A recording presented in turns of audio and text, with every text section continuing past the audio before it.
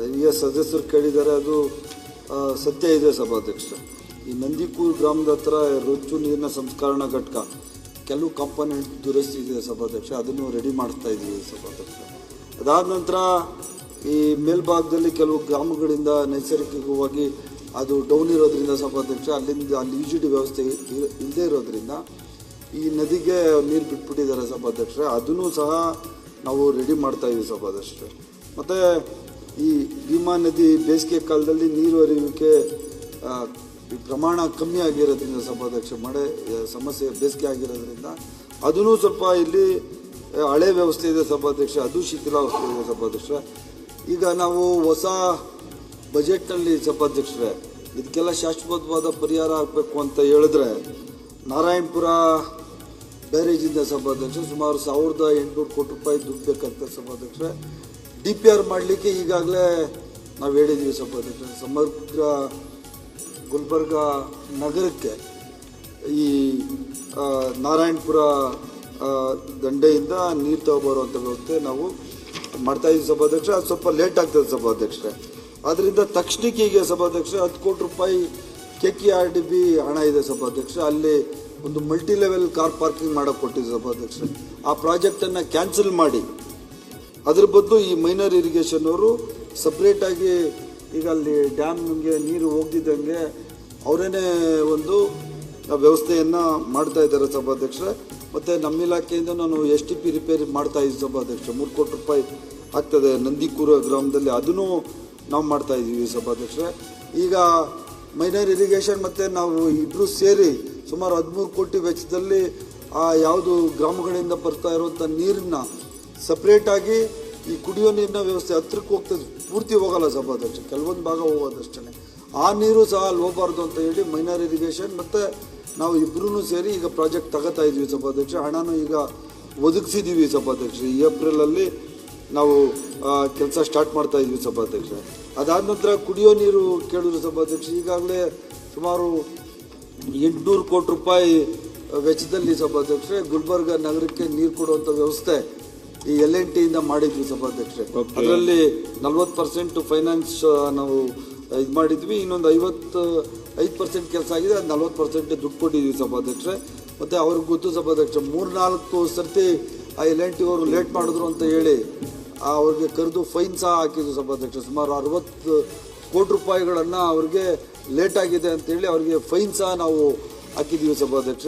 ಅದರಿಂದ ಮಾನ್ಯ ಹಿರಿಯ ಸದಸ್ಯರು ಹೇಳಿರೋ ಪ್ರಕಾರ ತಡ ಆಗಿದೆ ಸಭಾಧ್ಯಕ್ಷ. ಇನ್ನು ಏನು ಕಲುಷಿತ ನೀರು ಏನು ಆಗ್ತಾ ಇದೆ ಸಭಾಧ್ಯಕ್ಷ ಸ್ವಲ್ಪ ಭಾಗ, ಅದನ್ನು ಸಹ ಈಗ ರಿಪೇರಿ ಮಾಡ್ತೀವಿ ಸಭಾಧ್ಯಕ್ಷ, ಮುಂದಿನ ತಿಂಗಳಲ್ಲಿ ಅದು ಮಾಡ್ತೀವಿ ಸಭಾಧ್ಯಕ್ಷ.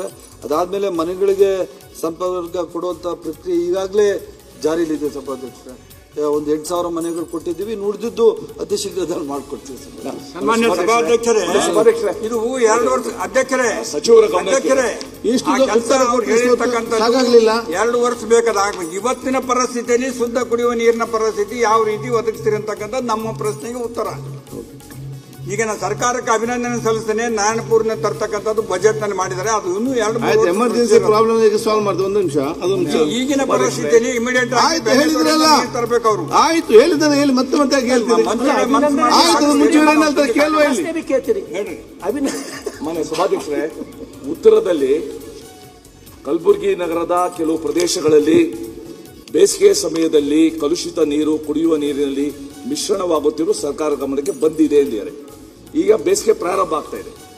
ತಮ್ಗೆ ಗೊತ್ತಿದೆ, ಇಂದೂರಿನಲ್ಲಿ ಇದೇ ಮಿಶ್ರಿತ ನೀರಾಗ್ಬಿಟ್ಟು ಡೆತ್ ಆಗಿದೆ.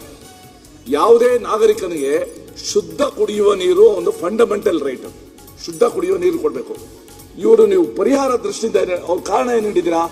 ಭೀಮಾ ನದಿಯ ಮೂಲ ಸ್ಥಾವರದ ಮೇಲ್ಭಾಗದಲ್ಲಿ ಗ್ರಾಮಗಳಿಂದ ನೈಸರ್ಗಿಕ ನಾಲದಲ್ಲಿ ಹರಿದು ಬರುತ್ತಿರುವ ತ್ಯಾಜ್ಯ ನೀರು ಅಂತ ಹೇಳಿದ್ದಾರೆ. ಅದಕ್ಕೆ ಪರಿಹಾರ ಏನು ತೋರಿಸಿದಾರ? ನೈಸರ್ಗಿಕ ನಾಲದಲ್ಲಿ ಹರಿದು ಬರುತ್ತಿರುವ ತ್ಯಾಜ್ಯ ನೀರನ್ನು ಬ್ಯಾರೇಜಿನ ತಳಭಾಗದಲ್ಲಿ ಹರಿದು ಹೋಗುವಂತೆ ಯೋಜನೆ ರೂಪಿಸಲು ಮೈನರ್ ಇರಿಗೇಷನ್ ಇಲಾಖೆಯನ್ನು ಕೋರಲಾಗಿತ್ತು. ಫೈನ್. ಆದರೆ ಸಣ್ಣ ನೀರಾವರಿ ಇಲಾಖೆಯಲ್ಲಿ ಅನುದಾನ ದೊರೆಯದ ಕಾರಣ, ಈಗ ನಾವು ಯಾರಿಂದ ಬಂತ ಮಾರ್ಚ್ ಅಲ್ಲಿದ್ದೀವಿ, ನಾವು ದೊರೆಯದ ಕಾರಣ ಮಲ್ಟಿ ಲೆವೆಲ್ ಕಾರ್ ಪಾರ್ಕಿಂಗ್ ನೀವು ಹೇಳಿದ್ದೀರಾ, ನೀಡಿದ 10 ಕೋಟಿ ಕ್ರಿಯಾ ಯೋಜನೆ ಬದಲಾಯಿಸಿ ಅಂತ ಹೇಳಿ ಈಗೇನ್ ಮಾಡಿದ್ದಾರೆ KKRDBಗೆ ನೀವು 9/1/26 ಪತ್ರದಲ್ಲಿ KKRD ಸಲ್ಲಿಸಿದ್ದೀರಾ. ಅದಕ್ಕೂ ಅನುಮತಿ ಸಿಗದು ಯಾವಾಗ, ರಿಪೇರಿ ಆಗದು ಯಾವಾಗ?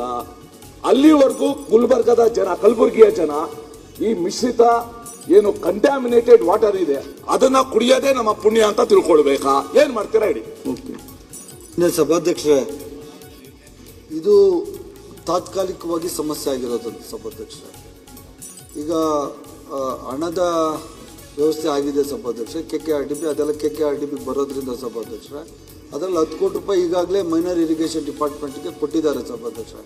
ಮತ್ತು ಎಲ್ಲೆಲ್ಲಿ ಕಲುಷಿತ ನೀರು ಆಗ್ತಾ ಇತ್ತು ಅಲ್ಲಿ ನಾವು ಈ ನೀರು ಕೊಡ್ತಾ ಇಲ್ಲ ಸಭಾಧ್ಯಕ್ಷ. ಬೋರ್ವೆಲ್ಗಳಿಂದ ಟ್ಯಾಂಕರ್ಗಳಿಂದ ನೀರು ಸಹ ಕೊಡ್ತಾ ಇದ್ದಾರೆ ಸಭಾಧ್ಯಕ್ಷ. ಅವ್ರಿಗೆ ಗೊತ್ತಿದೆ ಕುಡಿಯೋ ನೀರು ಸಭಾಧ್ಯಕ್ಷರೇ ಸರ್, ಕುಡಿಯೋ ನೀರಿಗೆ ಎಲ್ಲಿ ಕಲುಷಿತ ಕೆಲವು ಏರಿಯಾಗಳಾಗ್ತಾ ಇದೆಯಲ್ಲ ಸರ್, ಅಲ್ಲಿ ಈ ನೀರು ಕೊಡ್ತಾ ಇಲ್ಲ ಸಭಾಧ್ಯಕ್ಷ. ಅದು ಬೇರೆ ಇದಕ್ಕೆ ಮಾತ್ರ ಉಪಯೋಗಿಸ್ತಾರೆ, ಕುಡಿಯೋಕ್ಕೆ ಯಾರು ಆ ನೀರು ಉಪಯೋಗಿಸ್ತಾ ಇಲ್ಲ. ಅಲ್ಲಿ ಬೇರೆ ವ್ಯವಸ್ಥೆ ಮಾಡಿದ್ವಿ, ಬೋರ್ವೆಲ್ಗಳ ಮುಖಾಂತರ ಮತ್ತು ಟ್ಯಾಂಕರ್ಗಳ ಮುಖಾಂತರ ನೀರು ಹೊಡಿಸ್ತಾ ಇದ್ವಿ ಸಭಾಧ್ಯಕ್ಷ.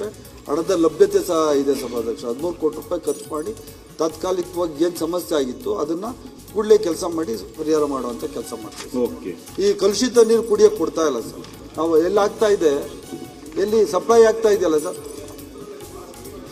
ಆಯ್ತು ಶಿಕ್ಷಣವಾಗುತ್ತಿರುವುದು ಕುಡಿಯೋ ನೀರಿನಲ್ಲಿ ಎಕ್ಸಾಕ್ಟ್ಲಿ ಸರ್ ಅದೇನೆ ಕುಡಿಯೋ ನೀರು ಪೈಪಲ್ಲೇ ಬರ್ತಾಯಿತ್ತು. ಆದರೆ ಕುಡಿಯೋ ನೀರು ಜನಗಳು ಉಪಯೋಗಿಸ್ಬಾರ್ದು ಅಂತ ಹೇಳ್ತಾ ಇದ್ದೀವಿ, ಅದನ್ನು ಉಪಯೋಗಿಸ್ತಾ ಇಲ್ಲ ಸರ್.